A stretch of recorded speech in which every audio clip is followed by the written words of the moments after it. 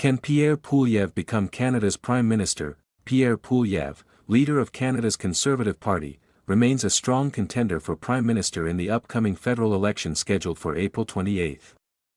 However, his path to victory has become more challenging in recent weeks. Initially, Poilievre's campaign capitalized on economic frustrations, particularly targeting inflation and carbon taxes, which resonated with many voters. This strategy led to a significant lead in the polls earlier in the year. However, the political landscape shifted dramatically following Justin Trudeau's resignation and the subsequent rise of Mark Carney as the new Liberal leader. Carney's leadership has revitalized the Liberal campaign, especially in light of recent U.S. tariffs on Canadian automotive imports imposed by President Trump. Carney has positioned himself as a stabilizing force amid these economic tensions, appealing to voters concerned about national sovereignty and economic stability. This shift has narrowed the gap between the Liberals and Conservatives. Recent polls indicate that the Liberals hold a slight lead over the Conservatives, with figures showing 42% support for the Liberals compared to 36% for the Conservatives. Additionally, Poilievre's aggressive media strategy, once a strength, is now drawing criticism and may be alienating some voters. Here's how Pierre Poilievre might have an advantage in dealing with Trump compared to other Canadian leaders. 1. They have a similar populist messaging style. Poilievre, like Trump, uses a direct, populist communication style, attacking elites, promising to axe the tax, carbon tax, and focusing on affordability and freedom. This ideological and stylistic overlap could make Trump more inclined to engage positively with him, or at least respect his political brand. 2. Conservative alignment. Trump is a Republican. Poilievre leads Canada's Conservatives. That party-to-party alignment may give them common ground on such as trade deals. Poilievre might be more flexible or tough-minded in renegotiations, defense spending and NATO. Trump has pressured allies to pay more. Poilievre might preemptively agree. Energy. Both support fossil fuels over aggressive climate policies. 3.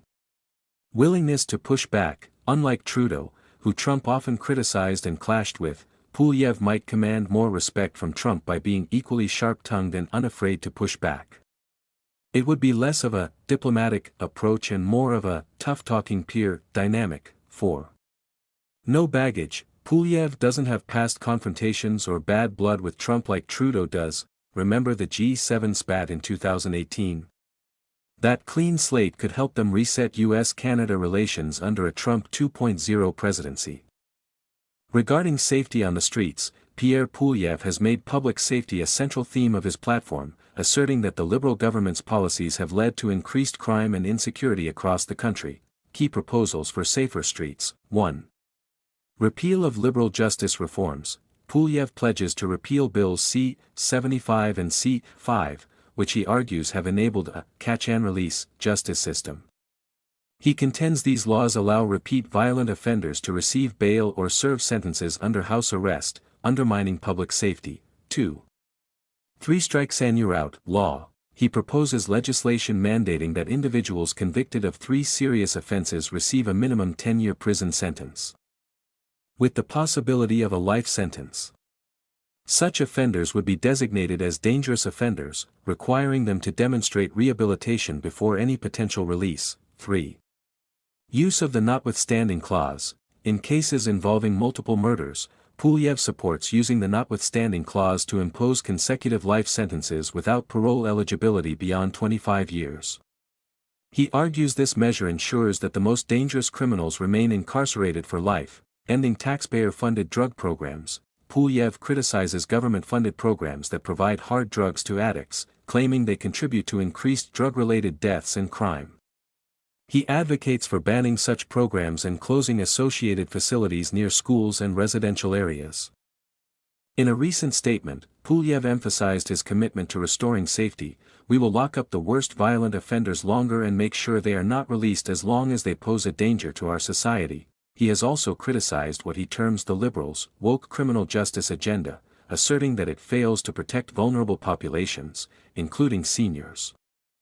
A Poilievre-Trump dynamic would likely be more transactional and less ideological than the Trudeau-Trump era.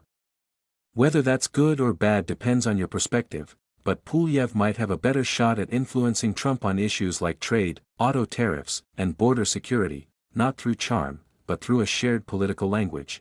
While Pierre Poilievre remains a viable candidate for Prime Minister, the evolving political dynamics and recent polling trends suggest that his likelihood of securing the position has diminished. The outcome will heavily depend on the remaining days of the campaign, particularly the upcoming debates and each party's ability to address voters' concerns effectively.